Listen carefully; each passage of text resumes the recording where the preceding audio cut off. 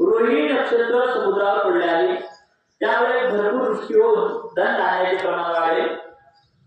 यावर्षी 3 अडक म्हणजे पर्जन्यमान मध्यम असून त्यापैकी 6 भाग नद्या व पर्वत यावर आणि 4 भाग भूमीवर याप्रमाणे इंद्र वर्षावर होईल।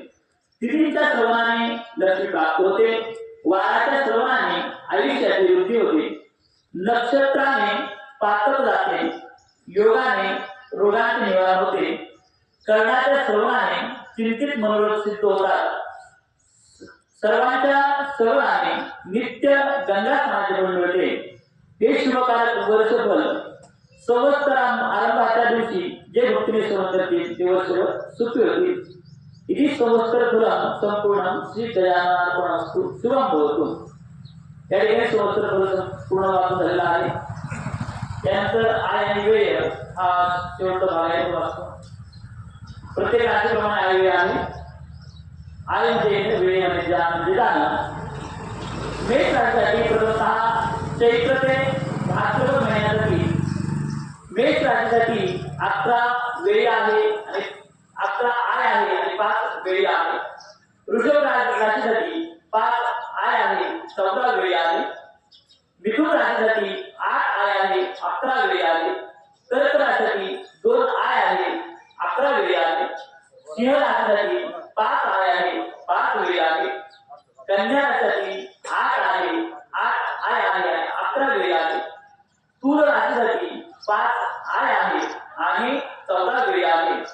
वृश्चिक राशीसाठी 11 आय आहे आणि 5 वेळी आहे। धनु राशीसाठी 14 आय आहे आणि 11 वेळी आहे। मकर राशीसाठी 2 आय आहे आणि 8 वेळी आहे। कुंभ राशीसाठी 2 आय आहे 8 वेळी आहे आणि मीन राशीसाठी 14 आय आहे 11 वेळी आहे। आता अश्विन ते फाल्गुन महिन्यासाठी मेष राशीसाठी 14 आय आहे आणि 11 वेळी आहे। वृषभ राशीसाठी 8 आय आहे 5 वेळी आहे। मिथुन राशीसाठी 14 आय आहे आणि 2 वेळी आहे। कर्क राशीसाठी 8 आय आहे 14 वेळी आहे। सिंह राशीसाठी 11 आय आहे आणि 11 वेळी आहे। कन्या राशीसाठी 14 आय आणि 2 वेळी आहे। तुळ राशीसाठी 8 आय आहे 5 वेळी आहे। वृश्चिक राशीसाठी 14 आय आहे 11 वेळी आहे। धनु राशीसाठी 11 आय आहे 2 वेळी आहे। मकर राशीसाठी 5 आय आहे 5 वेळी आहे। कुंभ राशीसाठी 5 आय 5 वेळी आणि मीन राशीसाठी 11 आय 2 वेळी आहे। असे एकूण आय वेळेचे पुस्तक आहे। या ठिकाणी संवत्सर फल पर्जन्य वाचन संपूर्ण झालेलं आहे। या सबस्क्राइब करून रचना करा।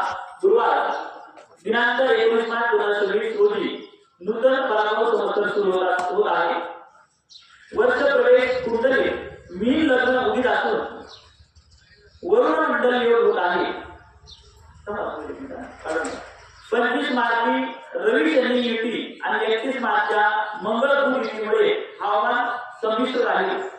मात्र 19 एप्रिलची मंगळ शनी युती, 20 एप्रिलची मंगळ बुध युती आणि त्याच दिवशी होणारी बुध शनी युती यामुळे एप्रिलच्या मध्यापासून तापमान वाढ होत जाईल।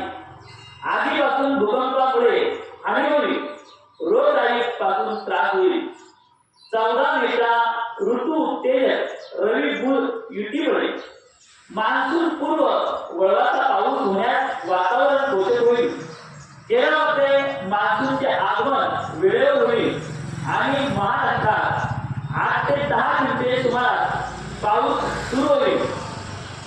15 दिवसे 12 ऑगस्ट महाराष्ट्रात समांतर पाऊस होईल।